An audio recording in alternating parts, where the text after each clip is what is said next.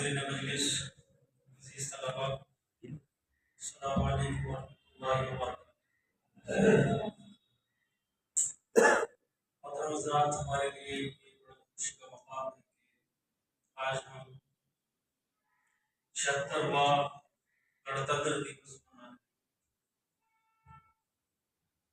آپ کو معلوم ہے کہ 1947 کو ہمارا دیش آزاد ہوا تھا۔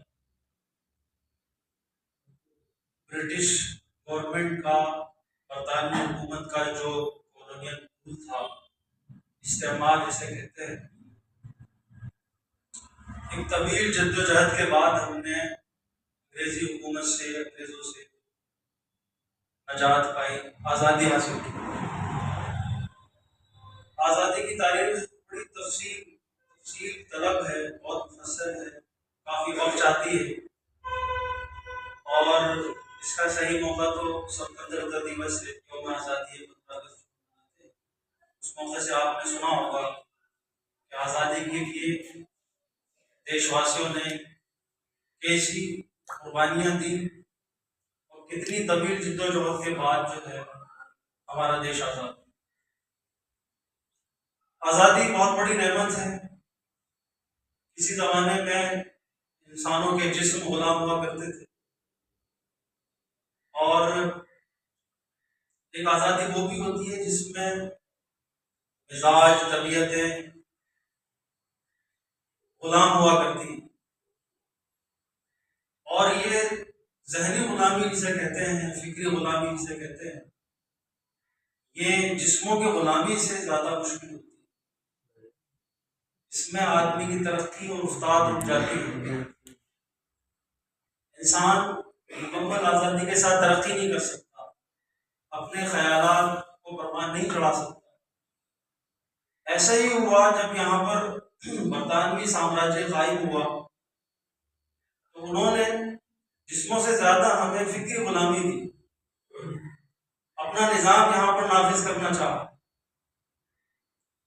جس کے نتیجے میں یہ ہوا کہ دیش غلام ہوتا چلا گیا، اور انگریزوں کا یہاں پر تسلط ہوتا گیا، جس کے لیے ہندو اور مسلمان دونوں ہی لوگوں نے یہاں پر قربانی پیش کی ہے۔ ہم یہاں پر کوئی موازنہ نہیں کرتے کہ کس نے زیادہ قربانی دی ہے۔ افسوس کی بات ہے کہ آج کل یہ موازنہ بھی ہونے لگا ہے۔ ہمیں بطور ایک ہندوستانی، ایک بھارتی ہونے کے، ہمیں یہی کہنا چاہیے کہ ہندو اور مسلمان دونوں نے مل کر کے اس دیش کو آزاد کرایا ہے، اور بہرحال آزادی حاصل ہو گئی ہے۔ اس کا میں اللہ کا شکر ادا کرنا چاہیے۔ آزادی کے بعد ایک دکھدائی جو ہے صورتحال یہ پیدا ہوئی کہ پارٹیشن کا مسئلہ پیش آیا، اور یہ بھی ہندوستان کو دیکھنا پڑا کہ یہ ہندوستان جو ایک خوبصورت گلدستہ تھا، اس کے 2 ٹکڑے ہو گئے۔ اور زیادہ تفصیل میں آزادی کی نہیں جاؤں گا۔ اس وقت ہم یوم جمہوریہ منا رہے ہیں، گنتنتر دیوس منا رہے ہیں۔ 1947 کے 3 سال بعد، تقریباً 1950 میں 26 جنوری 1950 کو ہمارا سنویدھان لاگو کیا گیا، اور اس سنویدھان کو بنانے میں جس کی اگوائی ڈاکٹر بھیم راؤ امبیڈکر نے کی، تقریباً 3 سال لگے، اور دنیا کا سب سے تفصیلی، مفصل، ڈیٹیلڈ سنویدھان، دستور جو ہے وہ یہاں پر بنایا گیا، جو ہندوستان کا دستور کہلاتا ہے۔ اس کے بہت سے محرکات ہیں، اس میں انشاءاللہ ہمارے مہمان گرامی تشریف رکھتے ہیں، اس پر روشنی ڈالیں گے، آپ سنیں گے۔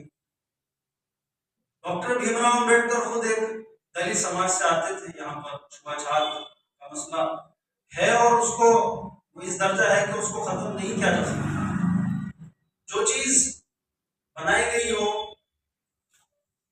اس کو شاید کچھ سبیل ہے، راستہ ہے کہ وہ دور ہو جائے، لیکن جو چیز پیدائشی کو آپ کے جنم کے ساتھ لگ رہی ہو، کہ خدا نے ماں کے پیٹ سے پیدا ہی اس طور پر کیا ہے کہ کچھ لوگ اعلیٰ ہیں، کچھ ادنا ہیں، کچھ اپر کلاس ہے، کچھ لوور کلاس ہے، تو یہ بھی دلت سماج سے تعلق رکھتے تھے. انہوں نے وہ درد سہا تھا یہاں جس کا تعلق نہ انگریزوں سے تھا نہ مغل سامراجیہ سے تھا، بلکہ وہ یہاں کے دھرم سے آیا تھا اور یہاں کی گھٹی میں پڑا ہوا تھا. یہاں کے سماج کا حصہ تھا کہ کچھ لوگ اونچے ہیں کچھ لوگ نیچے ہیں.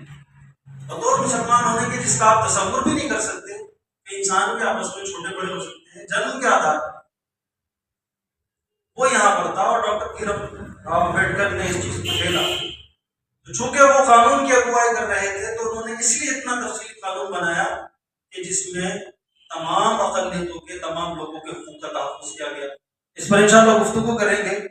میں پروگرام کا آغاز باقاعدہ کر رہا ہوں اور حسب معمول جو ہے وہ تلاوت کلام مجید سے اس پروگرام کا آغاز کیا جائے گا، جس کے لیے میں عزیزہ محمد حذیفہ کو دعوت دیتا ہوں کہ وہ آئے اور چند آیات تلاوت کریں.